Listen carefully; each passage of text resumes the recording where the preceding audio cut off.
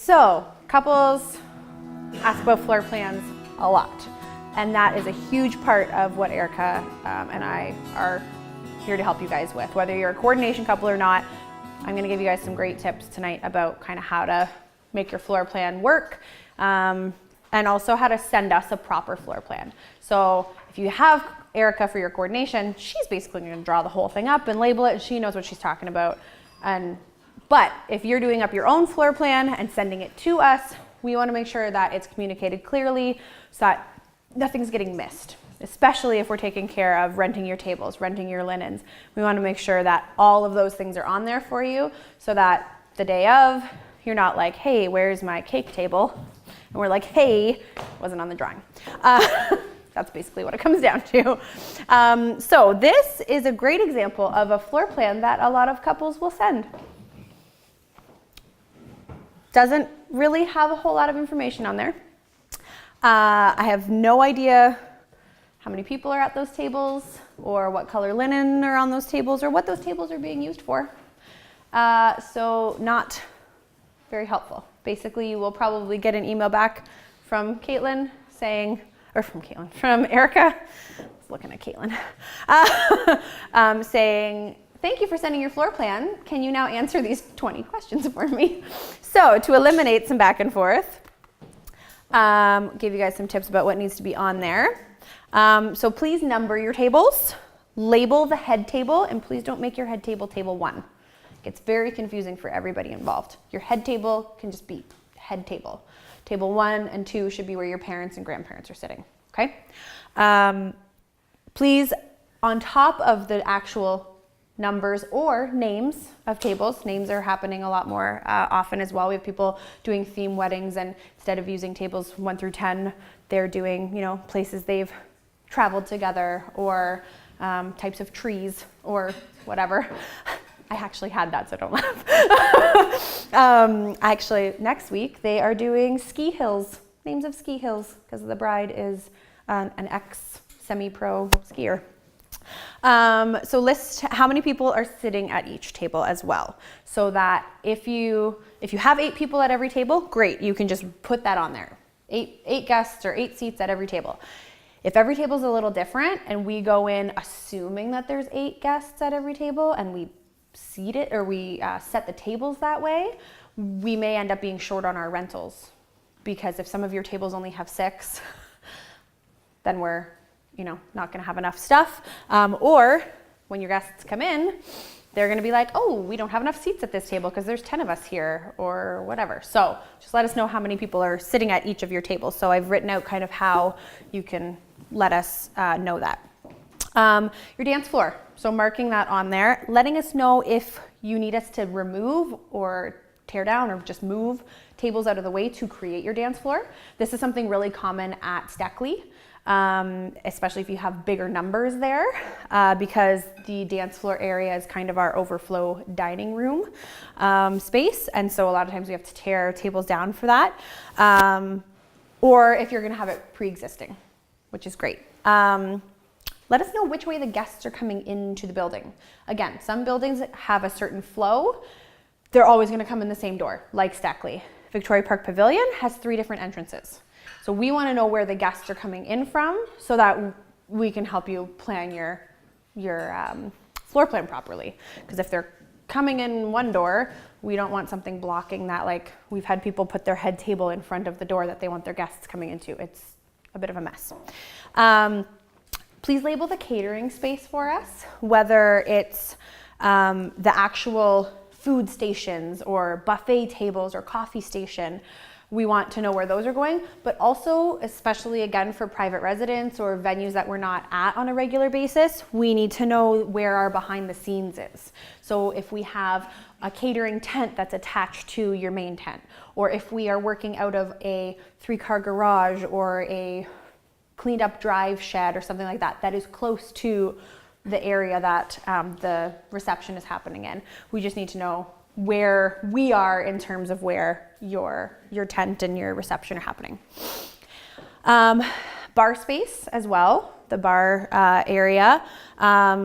If this is not pre-existing in your venue, so Victoria Park Pavilion, bar is always in the same spot. they have a built-in bar there. But if we're doing this, again, at private residence, tent, whatever, we will need a 10 by 10 space designated for the bar, okay? So we need to know where you want that happening. Your DJ or your live band, we like to know where they are set up, both for the benefit of, figuring out hydro and that kind of stuff. But also we need to know if they need us to provide anything for them. So if we're doing your table and linen rentals, and your DJ doesn't provide that, which to be honest with you guys, most of them don't,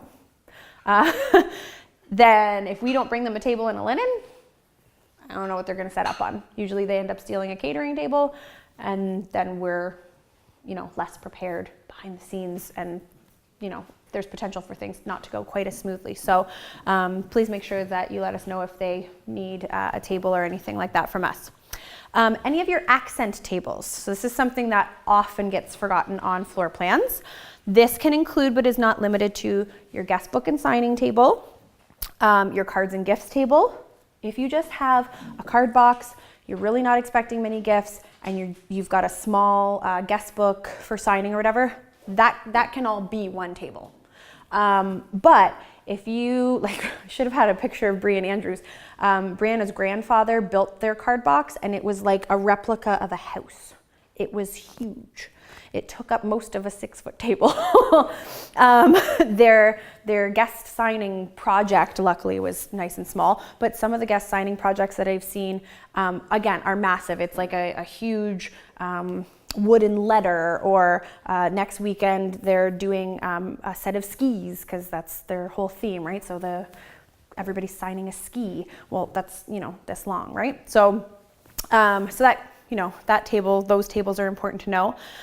If you have a table for like favors or for little name cards, and you want people to pick up their name card and take it to their seat instead of having them preset, like a photo table, a memorial table, a kids activity table, there's lots of different accent tables that we've seen people do or not do, but we need to know where you want those to go and what color linen you want on them and all that kind of stuff, okay? Feel free to color in the tables. Do I have any adult coloring book people? Just me? Yeah? One? Okay. I love coloring. So feel free to color in your tables with a crayon or pencil crayon or whatever to show what color of linen you'd like on each, especially if you are doing multiple colors. If you've got all white linens, don't worry about it, obviously. But if you want navy linens on these certain tables, and then you're gonna do gold on these 2 tables and white on these ones, we wanna know that too, so that we're not setting it up improperly. If you, I already said the thing about white. So buffet or station tables, we automatically cover those in black, or if you would prefer, a dark colored linen. So if you're black doesn't go with my color scheme at all, it's gonna look, bad or whatever, that's fine. We can do navy blue, we can do a charcoal gray. Even a burgundy or a plum is fine. We just don't want to do white on our coffee or our food tables that are out to the public, because as soon as you slop guacamole or drip a coffee or something on a white table linen, you see it the whole rest of the night, and it just looks awful. So we'd rather have it on a dark color, and then it's easier to clean up. And please always put your names and your wedding date on your info sheets for us, so that just in case something spills all over the floor, that we're not putting your floor plan into somebody else's file, okay? So this is a bit better of an example of kind of what you're sending. So as you can see right off the bat, there's a lot more information on there. So we've got the couple, we've got the date, the guest tables, purple linens, accent tables, white linen. So they've, they didn't color it in, but they gave us an idea there. The band is on the stage, the dance floor is in front of the stage. I've got my table numbers, I've got how many guests, the podium, the head table, how many people are sitting at the head table. It's all on there, okay?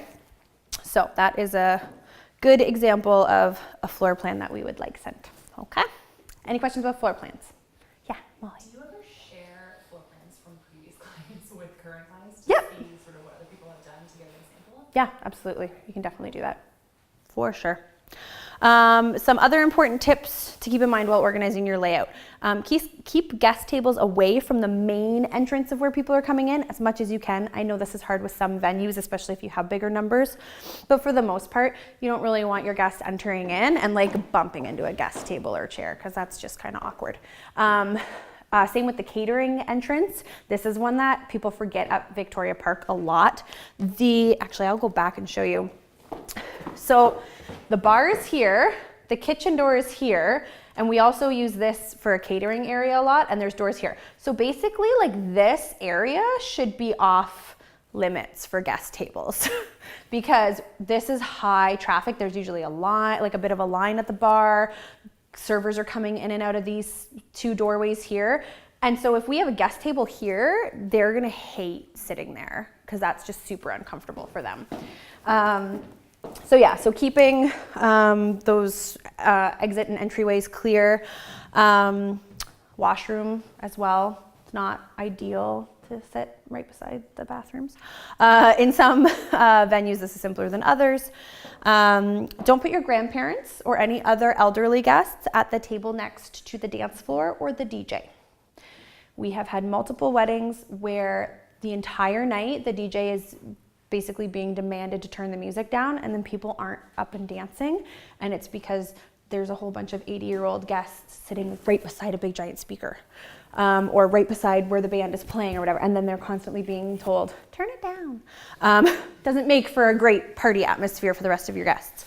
And please make sure you put your DJ or your band in a spot that makes sense for them with hydro, lighting, speakers, whatever else. If your venue has a stage, utilize it to save you some floor space, okay? Don't block the catering access or any emergency doors or walkways. Do put your seating chart and welcome sign close to the guest entrance. So if your guests are coming in one door, have that stuff close by, not on the opposite side of the hall where they're not gonna find it, okay? And don't put your gift table right next to a door that leads outside. Again, I'm gonna touch on Victoria Park, I pick on them a lot. It's right downtown Kitchener. So the last thing you want is your gift table right next to a door where somebody walking past can just be like, oh, sweet. And nobody's paying attention because they're all partying and having fun, right? When plotting your tables, keep in mind that the staff need to be able to walk in between them. So again, a lot of times people think, okay, great, table, chairs, and the chairs are literally up against each other like this. There's no way your staff are gonna be able to get through to clear or serve, or even people getting up to go to the bathroom and stuff like that. If they're sitting back to back like this, no one's gonna be comfortable, right? So you need to have enough space in between. So you must have at least 5 feet from table edge to table edge to have enough stuff comfortable in the middle, okay? Don't forget about your vendors. This happened a lot this summer. They will need a spot to put their stuff. So whether it's a videography team, photographers, your day of coordinator, we all have stuff with us, bags and equipment and stuff like that. We need a spot to put it. So we do feed your vendors. We actually ask you to let us know on your menu how many vendors need to be fed, and we do charge a discounted price for them. So they need to have a seat somewhere, ideally at a table. Some people will just do a vendors table and they'll have their 4 or 5 vendors sitting at one table together. Others, especially if you've only got maybe 1 or 2 vendors, will just kind of shove them with like the rowdy cousins. The vendors honestly don't care where they're sitting as long as they just have somewhere to sit down and put their stuff and eat. We've unfortunately had a lot of like photographers and stuff like that who want to be, you know, able to jump up from their meal and take a picture of a speech or take a picture of something funny happening during dinner. You know, they're told like, can you go back in the kitchen and eat in the kitchen where the catering staff are? Well, A, we don't have space for them to sit down and actually enjoy a meal, but B, they're also being pulled away from your wedding that they want to photograph. So just keep those things in mind, okay? Your DJ normally will just eat at their own table. That's totally normal. They're working, so they're focusing on making sure the mic's running and the music's running and stuff like that. Yeah, so I just covered all of that. Ceremony layout is also important, again, especially if we are helping to set that up. So Steckley couples, private residence couples, I'm trying to think where else Victoria Park a lot of times outside. We want to know which direction your chairs want to face and how wide you want your aisle and all that kind of stuff, where your signing table's going, if you're doing an arbor. All that kind of stuff is really important for us to know as well so that we set it up properly, okay? Yeah, a bunch more stuff about the ceremony. Just again, the things that we can provide for you, things like a water station. Guests will normally arrive an hour before your ceremony. Don't ask me why, but they do. And then they're standing around in the sun or they're bored or whatever, and at least if there's water or lemonade or something for them, it gives them something to do. Programs, your document signing table. If you are legally getting married at your ceremony, you'll need something to sign documents on. We had one couple forget this and the groom literally like turned around and the bride signed on his back. It was funny, but not ideal.